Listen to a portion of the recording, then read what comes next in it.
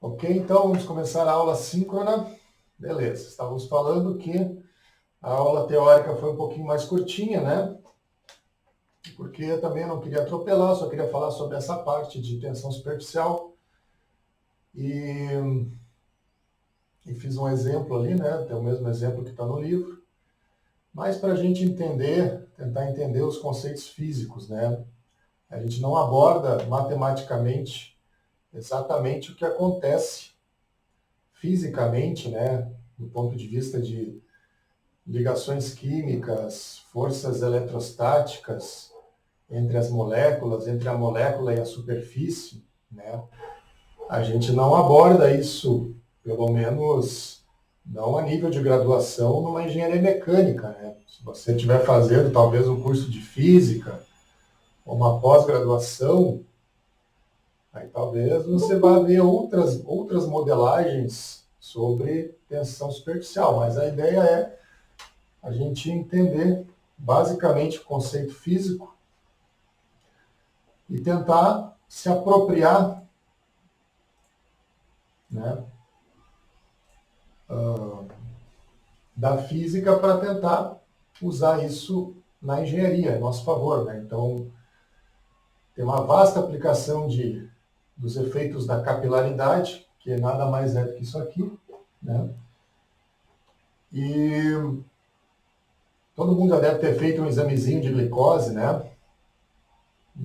Quem já doou sangue aí sabe, faz um examezinho de glicose, tem um tubinho lá, dá uma picadinha no dedo, e tem um tubinho que você encosta a gota de sangue ali e o sangue sobe quase instantaneamente. Né? Aquilo ali é o efeito de capilaridade. Então, quanto menor o tubinho, maior vai ser esse efeito. É claro que você vai ter limitações práticas, né, técnicas. Né? Quanto menor o tubinho, mais caro vai ser para fabricá-lo. E também mais frágil ele fica. E você também não pode ir no nível da rugosidade. Claro que o diâmetro não pode ficar da mesma ordem de grandeza da rugosidade, porque daí você vai começar a ter outros efeitos acontecendo ali, né? Que podem alterar o processo. Mas, em geral, a gente usa esse efeito também, aquela questão que eu falei na aula sobre os líquidos penetrantes, né? Que é um ensaio muito comum, muito utilizado na indústria, para identificar trincas, fissuras, erros de fabricação no processo de soldagem, por exemplo, isso é muito utilizado. Né? Você vai ali, passa um líquido ali, esse líquido penetra na trinca, né? E depois você remove o excesso, o líquido que ficou na trinca permaneceu ali, aí você aplica um revelador, que pode ser meramente um talco, você aplica ali, aquele líquido que estava dentro da trinca, ele sobe para a superfície e revela a trinca. É simples assim. Então, é um efeito de capilaridade que é muito utilizado na indústria. E a gente pode pensar em outros efeitos também, né? Outras aplicações inúmeras aí, né? Que existem. O próprio, por exemplo, se eu pensar, quando você está fazendo batata frita, coloca um papel toalha para absorver o óleo, aquilo ali não deixa de ser um efeito de capilaridade. Tá? Inclusive, por isso que o papel toalha ele é todo picotadinho, vocês já perceberam, né? Por que ele é picotadinho assim? Né? Porque ele quer induzir um efeito de capilaridade ali. Tá? Enfim, certo, gente? Então, mas a nossa modelagem é extremamente simples, tá? A gente acaba ficando só aqui no somatório de forças, né? E deixa eu tirar a cadeira daqui.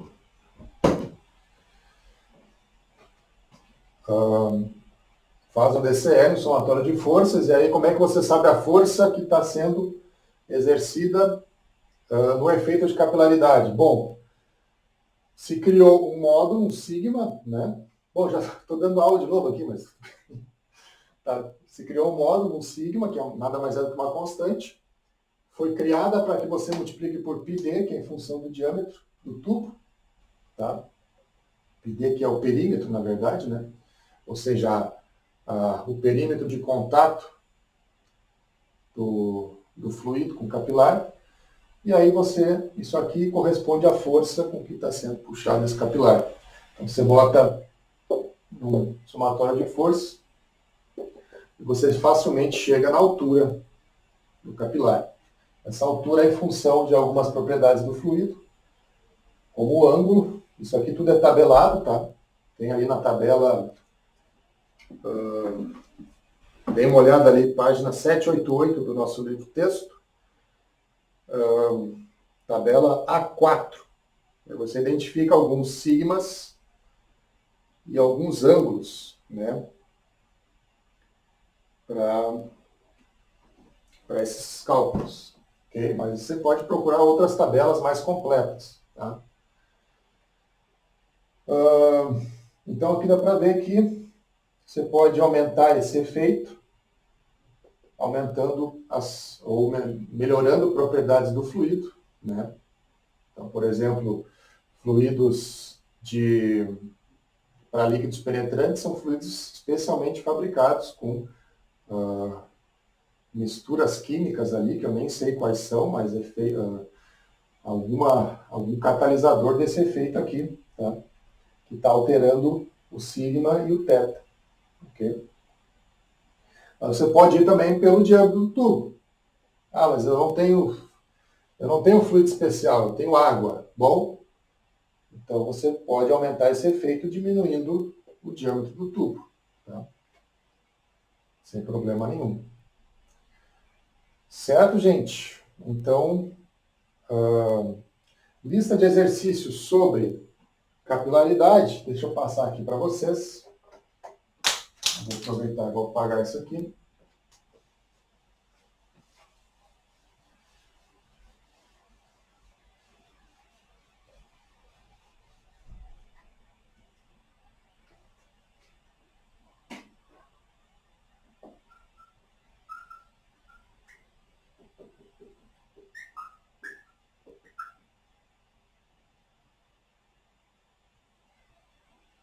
Tensão superficial, né? Não capilaridade.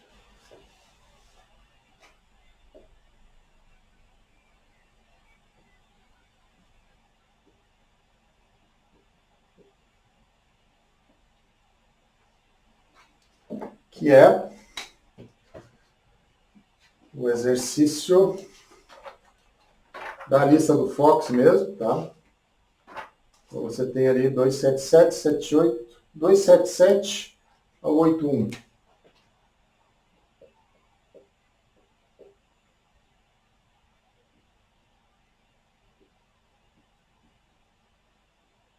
Tá? São só alguns, então vamos fazer todos. Ok?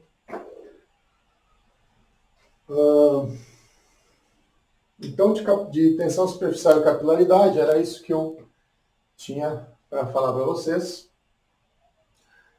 Tem alguns conceitos ainda fundamentais, por isso que eu mandei aqueles vídeos no YouTube, no WhatsApp ali, para você já ir dando uma olhada em visualizações e comento. Tem alguns conceitos fundamentais ainda que faltaram serem comentados, então nós vamos falar aqui, tá? Aproveitar esse tempinho, e também seguindo a sistemática do livro, tá?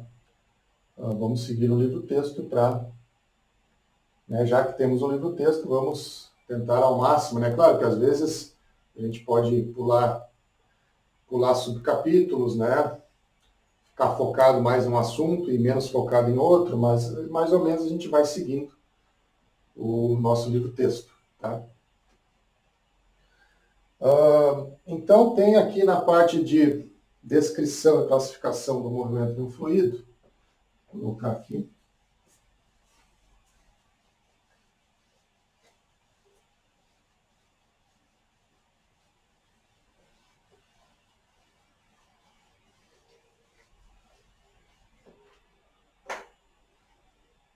Que é o 2.6, né?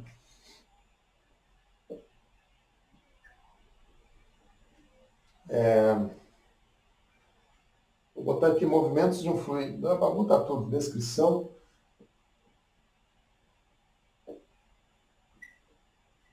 Descrição e classificação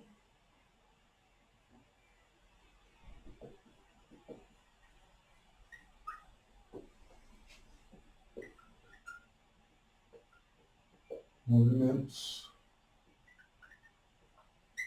de um fluido. Tá? Basicamente é só para a gente diferenciar algumas características básicas de alguns tipos de escoamento, né, de fluidos. A primeira delas, escoamento viscoso e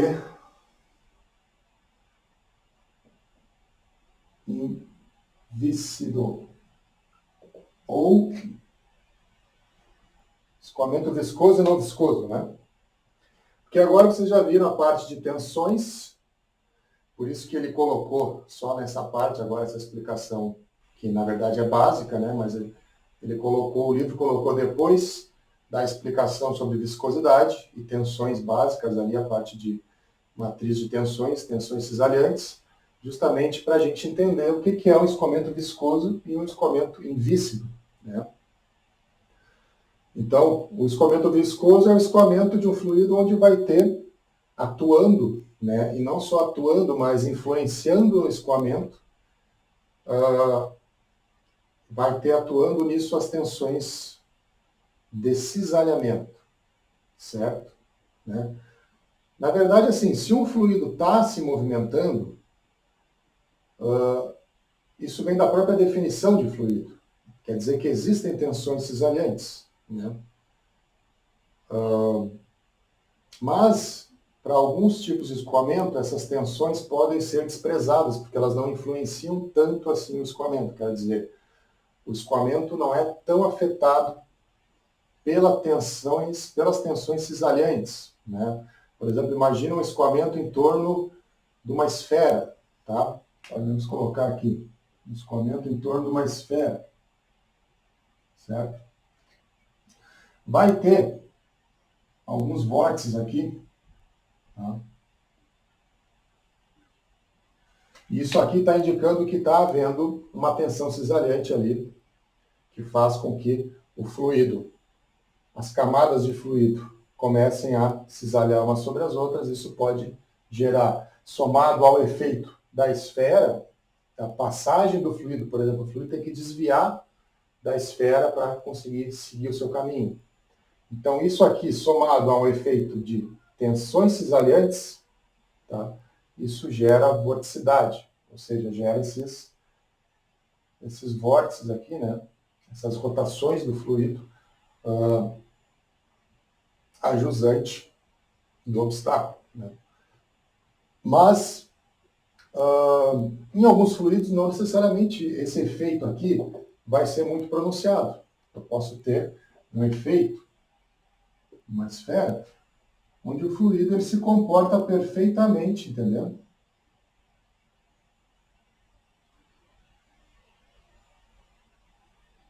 Certo? E quase não há esse efeito aqui.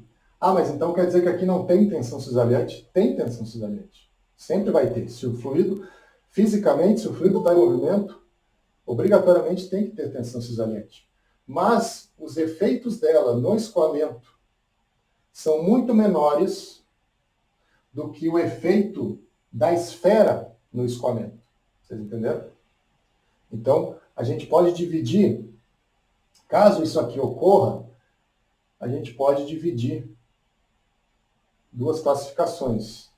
Quando eu tenho um efeito viscoso pronunciado, por exemplo, onde eu tenho vorticidade, eu tenho a influência forte, vamos dizer, da viscosidade, e acaba influenciando tanto quanto a própria esfera no escoamento, tá?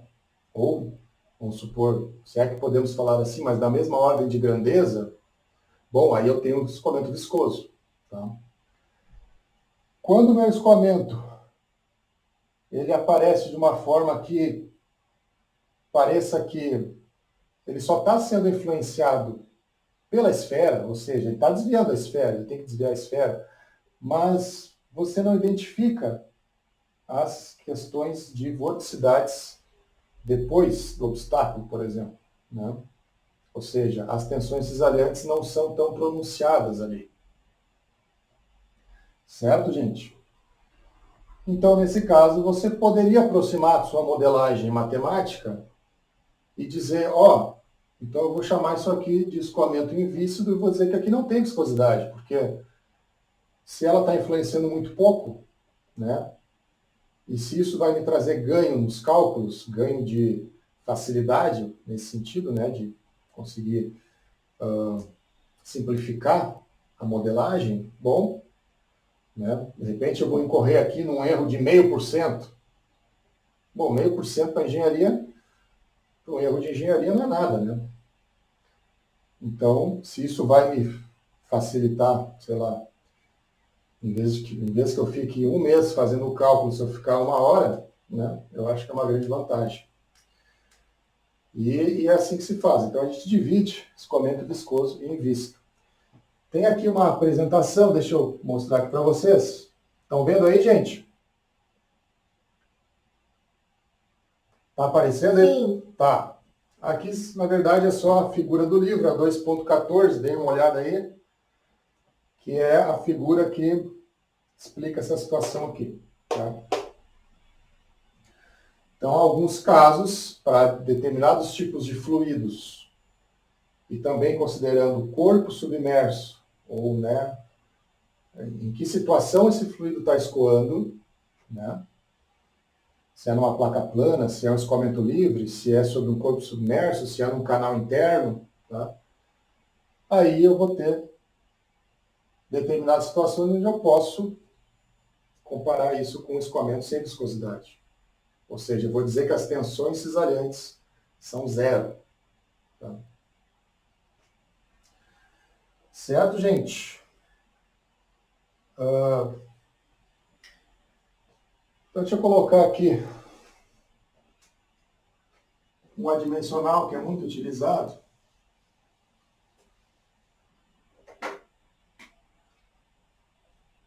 que é o nosso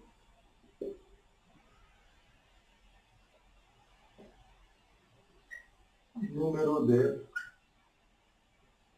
Professor, Oi, diga. a gente ainda tá vendo o slide. Ah, tá, desculpa. É que eu coloquei a apresentação para mostrar a tela, eu tenho que ficar sempre trocando, eu acabo esquecendo, não tem problema. Mas vão me avisando, tá, por favor, senão eu vou acabar falando aqui e vocês não vão ver, tá? Então nós temos um adimensional, depois a gente vai falar bastante sobre adimensionais, provavelmente não, só no segundo semestre, então só no que vem, né? Mas existem algumas relações de propriedades e parâmetros que se você fizer determinadas relações entre esses parâmetros, o resultado gera uma coisa sem dimensão. Né? Então, por exemplo, se eu pegar o ρ, multiplicar pelo v, que é a velocidade, e um comprimento característico, e dividir por μ, né? Então, ρ é quilos por metro cúbico. Velocidade, metros por segundo. Né? L, metros. O μ, vocês lembram da unidade do μ?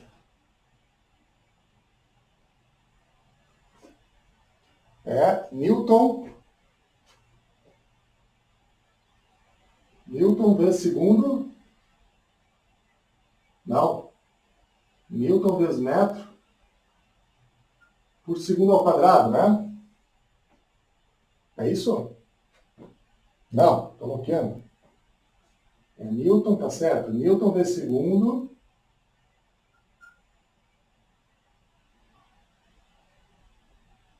por metro quadrado. É isso? Isso. Isso aí. Bom, então vamos ver se a gente consegue. Isso aqui dá quilos vezes metro por segundo ao quadrado. Isso aqui é Newton, né? Então corta com esse, metros cúbicos. Metros cúbicos, isso aqui não tem dimensão. Tá? Então é um adimensional e eu misturei tudo. Misturei densidade com velocidade, com comprimento e com viscosidade. E saiu algo sem dimensão. Tá? Então, a gente utiliza bastante esses tipos de parâmetros. Especificamente esse aqui, número de Reynolds, é um dos mais famosos da mecânica de fluidos. Tá?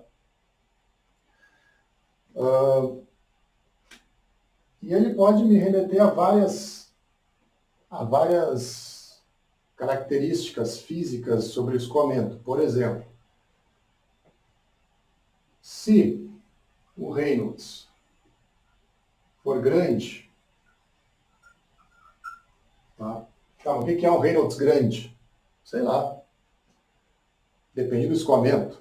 Mas, vamos supor que seja um Reynolds de 1 milhão.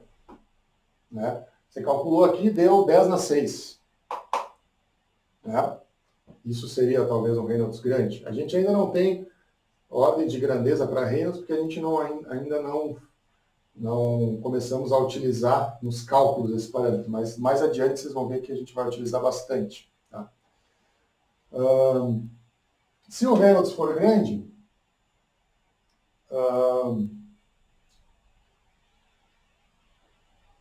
pode-se desprezar os efeitos viscosos, tá? Se o Reynolds for grande, sei lá, por exemplo, escoamento de água, Reynolds 1 milhão, né? Passando em torno de uma esfera. Bom, provavelmente a gente não vai enxergar esse tipo de coisa aqui. Eu queria mostrar para vocês, no YouTube tem lá,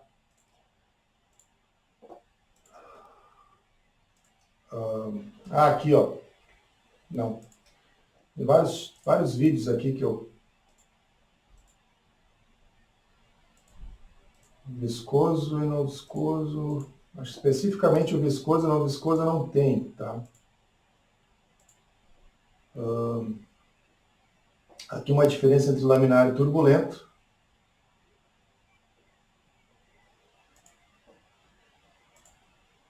Eu não achei aí. Se vocês acharem, compartilhem lá no grupo, por favor. Ó, aqui é o escoamento em torno de uma asa. Tá? Você consegue enxergar.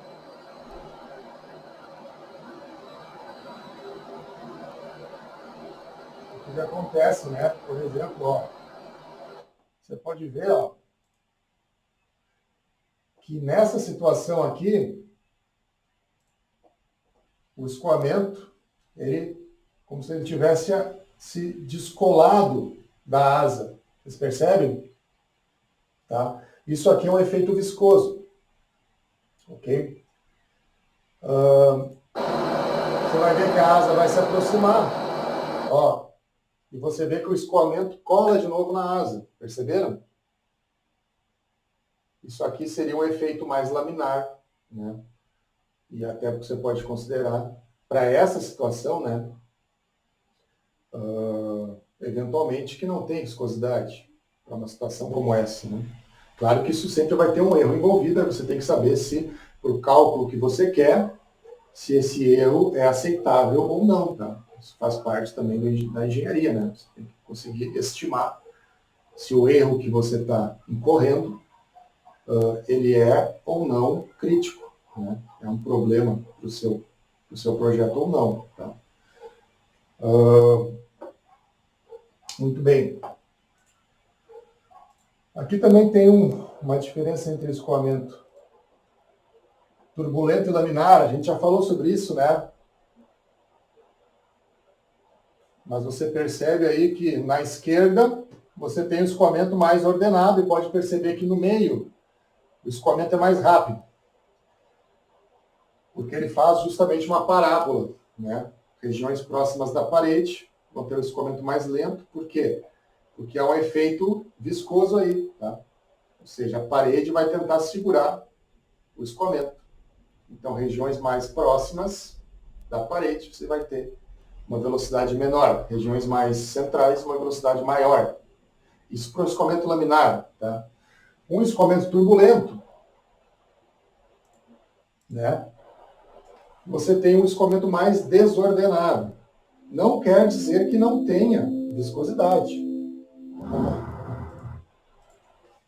Se é turbulento, intrinsecamente, você tem que supor que há viscosidade, porque se não houvesse viscosidade, não seria turbulento. Tá? Mas, aí de novo, qual é o cálculo que você quer fazer? Qual é o erro aceitável? Você está fazendo um cálculo onde há um erro aceitável de 10%. Bom, de repente você está calculando lá o perfil de uma asa onde você quer saber o arrasto e a sustentação dessa asa. Talvez um erro de 10% não seja um erro tão grande assim para o seu projeto. Bom, então talvez você possa fazer alguma hipótese simplificativa de escoamento sem viscosidade.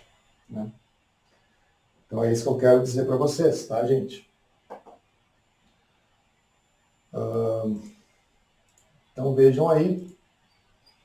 Ah, agora eu lembrei aqui, ó, eu postei o vídeo que eu havia esquecido, na verdade, de postar o vídeo da aula de exercícios de terça passada, né? Eu não tinha postado. Então já está lá, está postado, já vou compartilhar no WhatsApp, se você quiser reassistir a aula sobre viscosidade. Tá? Certo, gente? Aqui nós temos também, então, escoamento.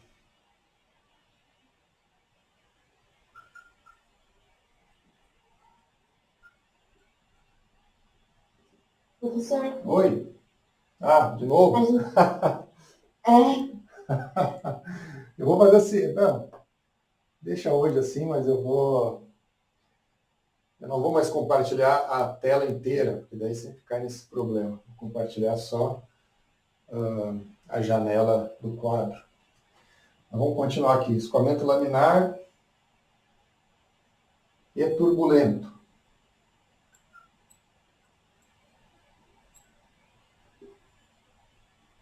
Tá? Então nós temos aqui, como eu falei para vocês, não existe escoamento sem viscosidade. Tá? Se está escoando, tem viscosidade. Mas, em algumas situações, você pode aproximar por escoamento sem viscosidade. Então nós temos aqui, nós estávamos falando, né? Diferença entre escoamento laminar e turbulento. Né? Então, por exemplo, se eu tenho um duto, onde eu estou escoando água, por exemplo, você tem uma seção de entrada aqui, né?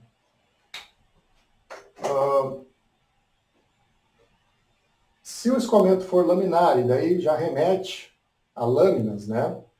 Você está pensando o seguinte, o escoamento, ele não vai numa velocidade única, né? Por exemplo, aqui você tem uma velocidade de entrada, pode chamar de V infinito, mas ele não vai se comportar dessa forma quando ele entrar no tubo. Por quê? Porque o tubo, a parede do tubo, vai gerar um efeito de tentar segurar esse escoamento, certo? Que é o efeito de tensão de cisalhamento, certo? Então, a parede do tubo vai tentar reduzir a velocidade.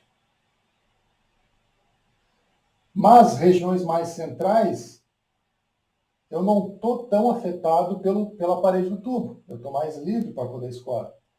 Então, vai surgir um perfil que é mais parabólico, entende?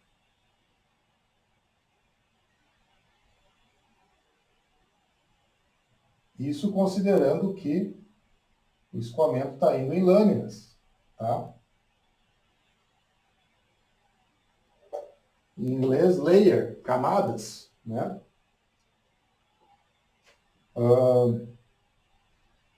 Então, isso seria um escoamento laminar, tá? Isso seria um escoamento laminar. Ou seja, as camadas estão indo bonitinhas, há viscosidade, existe tensões cisaliantes atuando, porque se não existisse, não faria esse perfil aqui, tá? Mas ele se comporta de uma forma ordenada, em camadas, né? Em lâminas, tá? Certo, gente? Isso seria um escoamento laminar. O que seria um escoamento turbulento? Escoamento turbulento é, eventualmente, podemos até fazer um prolongamento desse tubo.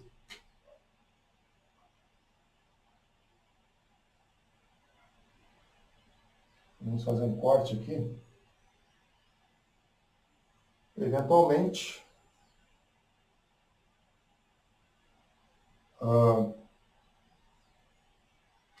se eu seguir adiante nesse tubo com escoamento, ele pode se tornar turbulento, né? Eu posso ter umas loucuragens aqui, tá? Ou seja, o escoamento ficou totalmente caótico. Não existe mais essas lâminas bonitinhas passando aqui, tá? Então aqui seria um exemplo de laminar. E aqui de turbulento. Que é o vídeo que a gente acabou de ver ali, tá? Nas duas situações eu tenho escoamento viscoso. Não confunda laminar com turbulento entre viscoso e invícido, tá? Não necessariamente uma coisa implica na outra. Tá? O que eu ia dizer para vocês? É isso aí, tá? E então nós temos essa diferença entre escoamento laminar e turbulento. Obviamente, tudo que se mexe é mais difícil de calcular, tá? Então, quando você pega a parte de mecânica de fluidos, transferência de calor, acaba caindo em teorias mais robustas do ponto de vista matemático, porque você está tentando modelar matematicamente algo que está se mexendo. É diferente de você modelar uma estrutura fixa, rígida, estática, como uma estrutura metálica de um galpão, por exemplo. Tá? Não estou dizendo que é mais fácil ou mais difícil, mas quando você está trabalhando com modelagem de fluidos, você geralmente cai numa matemática mais pesada para tentar dar conta de saber que funções são essas, né? Isso aqui é um U. Se você botar um Y aqui, isso aqui é um U. Inclusive, é um U, tá? De X e Y. Por quê? Porque conforme eu entro no tubo, esse perfil pode mudar, entendeu? Eu aumento o efeito das tensões cesariantes que estão ocorrendo na parede do tubo. Eu começo a aumentar a camada limite, né? Começa a haver uma incidência maior da camada limite. Né? Eu tenho um efeito transiente aqui, certo? E aí acontece esse tipo de efeito. Isso aqui, apesar de ser difícil de calcular, é mais fácil do que esse tipo de cálculo aqui. Até hoje, até inclusive para alguns escoamentos, ainda nem existe uma teoria fechada, né? Robusta que explique analiticamente, né? Uma função matemática, como é que é esse escoamento aqui. Tá? Certo, gente? Muito bem. Ainda nós temos a questão do escoamento compressível e incompressível.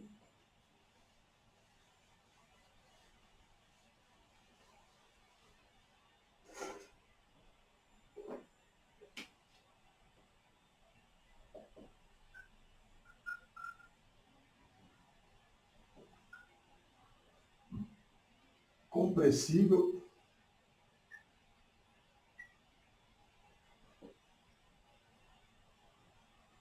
e incompressível.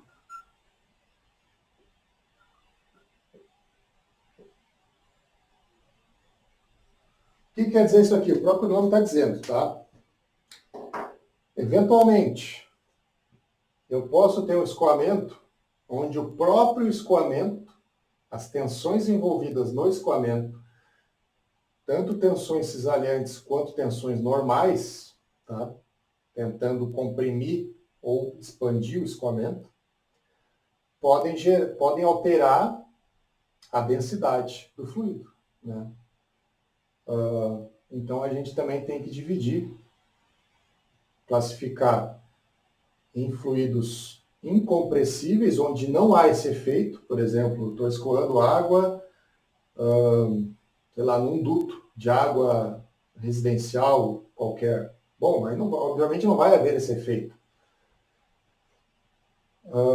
Mas se eu tiver em um jato, em um caça, a, sei lá, 2.000, 3.000 km por hora, né?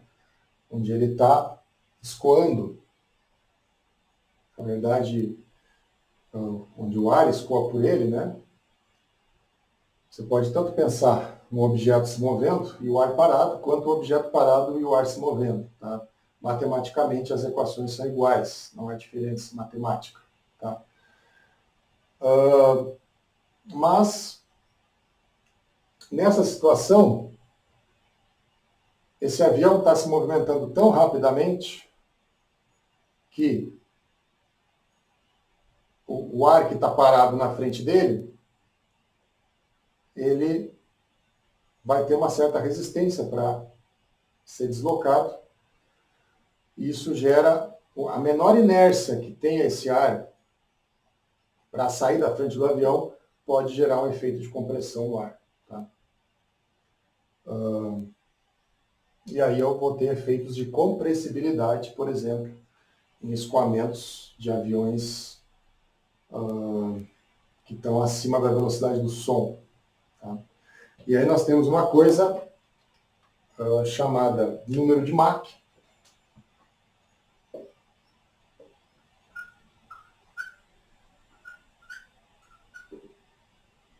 Certo? Que é o m, que nada mais é do que a minha velocidade, dividido pela velocidade, como é que ele coloca aqui? Eu acho que é Czinho, né? Deixa eu ver qual é a letra que ele usa.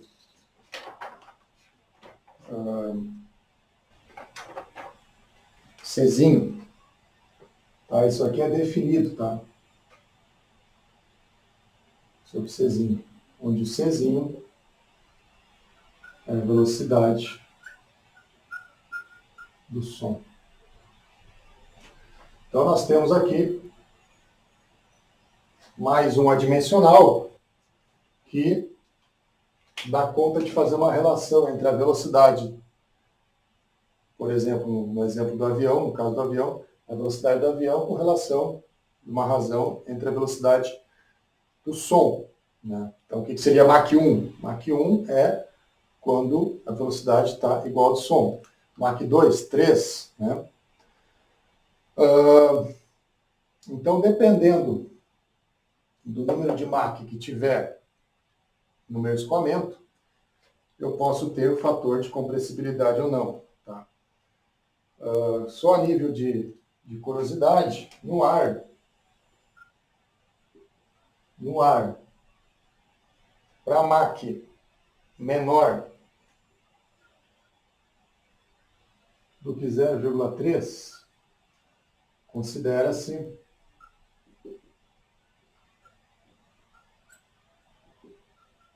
escoamento incompressível. Tá?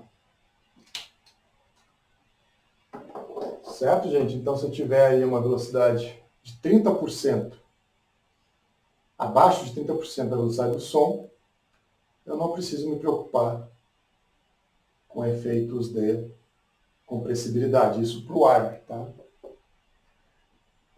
Então vejam que...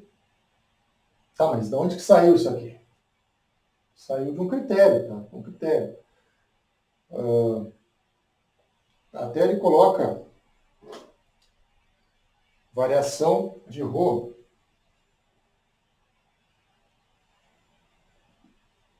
Variação de ρ menor do que 5%,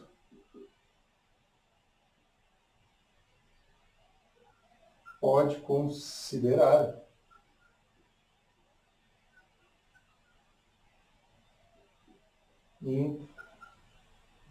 incompressível.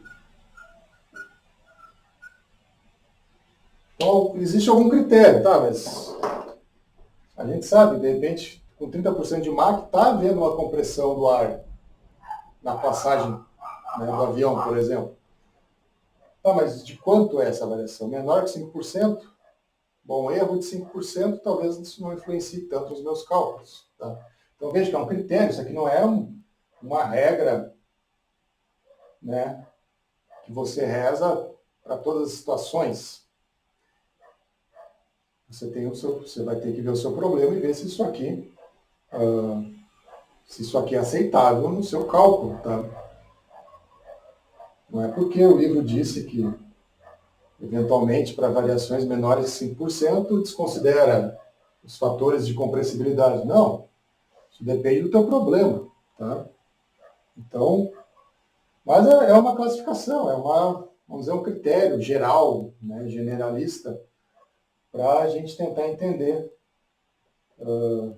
e tentar separar, né, quando é que eu tenho que considerar compressibilidade e quando eu posso considerar incompressibilidade. Obviamente é mais fácil eu calcular considerando que o fluido é incompressível. Então, sempre que eu puder cair nesse conjunto, né, eu vou tentar cair no conjunto incompressível, porque é mais fácil de calcular. Tá, gente? Mas eu acabei falando aqui um monte, né? Já temos aí 40 minutos de aula. Acabei dando outra aula teórica. É que, na verdade, a parte ali de tensão superficial, assim, não tem cálculos muito rebuscados para fazer. Basicamente é DCL e equilíbrio de forças. Eu dei a lista para vocês, tá? Essa parte que eu falei hoje não vai ter nenhum exercício para fazer, mais a nível de conhecimento mesmo, tá? Não tem nenhum cálculo inicialmente envolvido. Mas nós temos que fazer uma atividade, tá, para a frequência, certo? E a atividade para a frequência é um exercício aqui que eu vou colocar para vocês.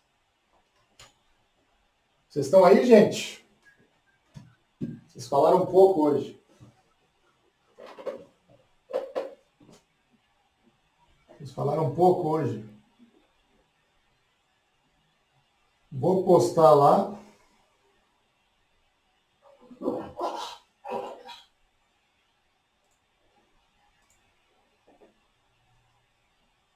No grupo de mecânica de fluidos.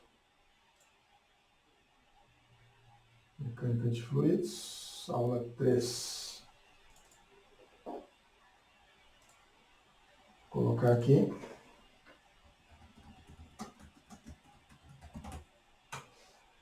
Atividade para frequência, tá? Vamos ver por aqui.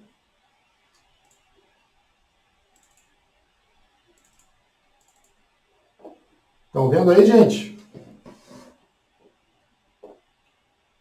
Sim. Tá, essa aqui é a atividade para frequência, tá? Que não está na lista do Fox. Peguei de outra lista. Então, você tem um sisteminha aqui, um manômetro básico aqui, né? Tem um tanque aqui com uma pressão. Você tem uma coluna de líquido, certo?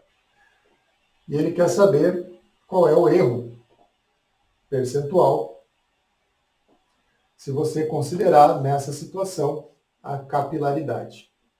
certo? Então, eu quero que vocês me calculem a capilaridade e suponha que não há capilaridade nesses 15 centímetros, vocês entenderam? É isso aí, tá? Pode ver que ele está colocando aí a cota, não está colocando na barriguinha do menisco, né? Eu não sei por que ele faz isso, porque até onde eu sei, você não considera, você considera a cota na barriga do menisco e não na borda da parede. Tá? Mas acaba se anulando, né, o efeito, porque você considera a borda no tubo e considera a borda no tanque. Né? Então você só translada a cota para a barriga do menisco e não tem nenhum problema. Tá? Então vai continuar os mesmos 15 centímetros. É isso que eu quero dizer. Tá? Certo, gente? Então essa é a atividade que eu quero que vocês façam. Faz para a água e para o mercúrio. Tá? Muito bem, já está lá no WhatsApp. E da minha parte era isso. Eu estou aberto a dúvidas aí. Estou aberto às dúvidas de vocês. Então, assim, hoje nós estamos encerrando essa parte de conceitos fundamentais, tá? E agora, a partir da próxima aula, nós vamos entrar em fluidostática, tá? Cálculos de hidrostática, manometria, depois vamos passar para cálculos em comportas, tá? Então, eu peço que não faltem a próxima aula e assistam com bastante atenção a aula teórica. Vou ver se eu consigo postar. Quero tentar gravar na quinta dessa semana, para já deixar postado lá no YouTube, tá? Certo, gente? Dúvidas? Tudo bem aí? Vocês estão aí? Tá. Então, da minha parte era isso. Se não há dúvidas, podemos encerrar a aula. Já está aberto lá no Moodle a atividade para você postar. Ó, você tem aí, ó, meia hora ainda. Já se atraca aí no exercício. Já mata a questão agora, né? Já fica livre para os outros dias. Não precisa mais se preocupar com isso, tá? Certo, gente? Então, bom resto de dia para vocês. E vamos nos falando aí nos veículos virtuais. Certo? Então, vou encerrar aqui a aula. Até mais.